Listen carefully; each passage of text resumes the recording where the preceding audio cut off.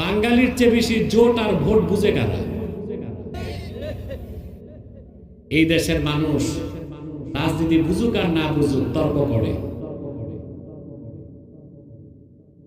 চায়ের দোকানে গেলে দেখবেন চায়ের কাপে রাজনীতির তর্কে যে ঝড় তোলে বাঙালি। এই দেশের লোক জোট বুঝে, ভোট বুঝে আর নোট বুঝে।